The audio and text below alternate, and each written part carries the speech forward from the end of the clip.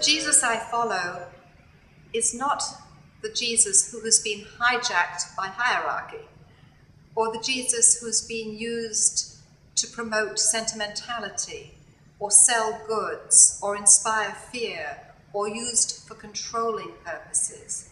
But the Jesus I follow and worship is the Jesus of the Gospels, the gentle Jesus who challenges us to go the extra mile in the sense of loving to the nth degree, who challenges us to forgive, who challenges us to live with compassion and be inclusive. And this is the Jesus upon whom I base my faith, the one who took incredible risks and gave everything for the sake of what he believed in. You can describe this giving of everything as a kind of holy folly, as a kind of holy foolishness. And the words, in fact, are words right from the writings of St. Paul, who talks about being a fool for the sake of Christ. That if one is really a Christian, one has to become a fool, be foolish for the sake of Christ. Now, what does this mean? The Bible defines folly as stupidity, as not believing in God, as going one's own way, as disregarding the values of one's tradition, of not living with integrity. That is folly by biblical standards. Holy folly, in contrast, is a living on the edge for the sake of truth and the sake of God and the sake of all that is right and beautiful and wonderful.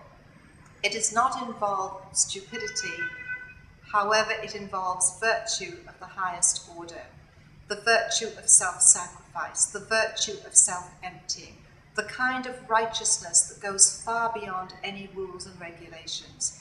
And it is this kind of holy folly that I believe Jesus embodies. So when I use the label holy fool in terms of Jesus, it is by no means sacrilege, it is by no means blasphemy or insult, but rather a reverencing of all that Jesus stood for, showing that he, like the prophets before him, gave up everything for the sake of truth and what he believed in, who followed his God to the end, who never turned back even though it would have been more convenient to have done so, who basically put everything on the line for the sake of the people, for the sake of what he believed. And this is holy folly, the kind of foolishness that Dietrich Bonhoeffer writes about when he talks about costly discipleship instead of cheap grace. Cheap grace is when we simply follow the rules. We go to church on Sunday, we keep the commandments, but we don't go beyond that. Costly discipleship is when we're ready to take that step, whether we're ready to harbor Jews during the Holocaust at the expense of our own lives and those of our families. Examples today might be of people sheltering illegal aliens in this country, here in the United States, even though they risk imprisonment and risk losing all their business ventures. People who are willing to go the extra mile in terms of caring for those with AIDS, for example, even though they may be themselves put at risk for contracting AIDS or whatever other illness it may be that they're working with. People who are willing to take the risk, no matter what the outcome, for the sake of what they believe. These are the holy fools in the present tense. And I believe that the gospel Jesus teaches us how to go in this direction. And so holy folly then is not an insult, but a highest title, the highest Christological title I can come up with, because it means that to be the Christ, one has to be ready to face the cross and carry that cross, no matter how painful, because that is what we're called to do.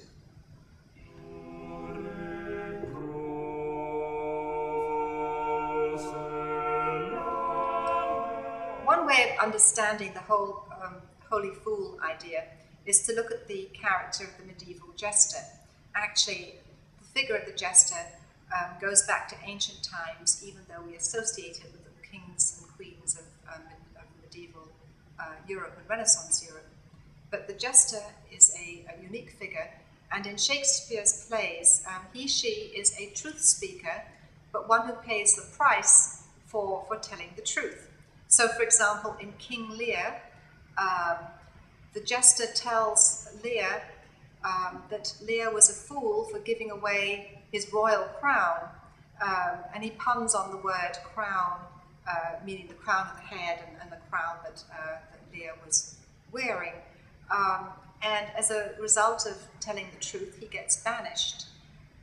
So the fool's punishment is banishment. Later in the play, King Lear, now mad, says, "Alas, my fool is dead." And whether this refers to the jester having been killed by enemy forces, or whether it refers to Cordelia, Lear's truth-speaking daughter, who is indeed found dead, it's not clear. But Cordelia, the truth-speaking daughter, who does not flatter her father like her sisters do, Goneril and Regan, she dies at the end of the play, and that's the price she pays for truth-speaking. So indeed, when Lear says, "Alas, my fool is dead," it refers to both Cordelia and perhaps the jester. The jester traditionally was whipped, sent to bed without supper, and sometimes lost his head for speaking truth. This is what happens to the gospel of Jesus. It's what happened to the prophets. It's what happens to anyone who puts truth-speaking above personal safety. And it's ironic that in the Gospels, when Jesus is arrested, he is mocked like a fool. He is dressed in purple, crowned with thorns, a reed put in his hand, and the soldiers say, "Hail, King of the Jews." And you have the people mocking him in similar ways. You have the religious forces mocking him as well. And so he is literally dressed up to look like a fool in the sense of one who is mentally deficient or a jester type, even though he himself was the epitome of wisdom. And so the paradox, the cruel paradox, is wisdom is crucified, mocked by folly. And the folly of the cross, in other words, Jesus' foolishness, you might say, in allowing himself to be crucified, is what leads to humankind's redemption. So it's very paradoxical that the folly of Jesus leads to redemption, whereas the folly of Adam and Eve, taken symbolically as the fall of humankind, their folly leads to sin for the world. So it's a different kind of folly we're looking at, the folly of ungodliness and the folly of righteousness, the folly of stupidity versus the folly of wisdom. And Jesus clearly embodies the folly of wisdom, God's own foolishness. God so loved the world that God gave God's only Son for the world, knowing full well that the world would not treat the Son with compassion or righteousness. And so God gives of God's self in spite of the consequences, and that is a kind of holy foolishness which each of us, regardless of our faith tradition, is called to copy.